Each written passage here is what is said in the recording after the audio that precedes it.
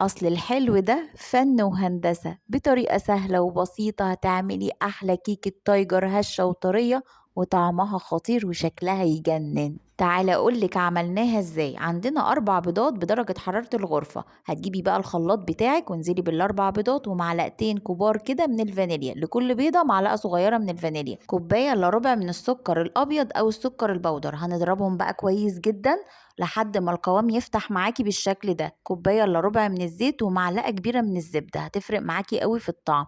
كوباية بقى من اللبن أو الحليب. وهنضرب بقى كل الكلام ده كويس جدا في الخلاط.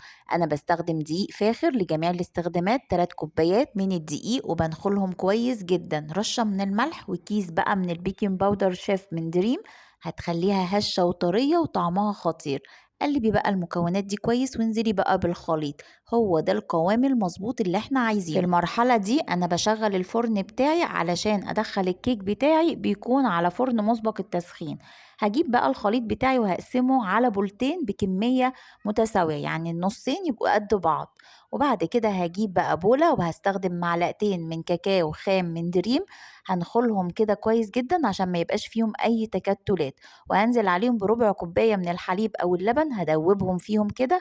وانزل على نص الخليط اللي انا عيناه على جنب ده. هنقلب بقى خليط الشوكولاتة بالشكل ده. هيبقى عندي خليط فانيليا وخليط شوكولاتة. عندك بقى القالب بتاعك او الصينية هندهنها مادة دهنية، وهنا هتستخدمي صينية مقاس من 26 ل 28، يعني هنا انا استخدمت مقاس 26 وكانت طالعة مظبوطة جدا. هناخد بقى المعيار بتاعنا كده، بولة بقى من الفانيليا بولة من الشوكولاتة، يعني حاولي تعملي بقى دواير كده. هتلاقيها بتفرش معاكي بقى في الصينية وبتطلع دواير بالشكل ده. وعندنا بقى خلة الشيش طاووق كده، واعملي بقى ايه زجزاجات كده. دي كانت احلى مرحلة بالنسبة لي، بحبها قوي يعني. رايح جاي.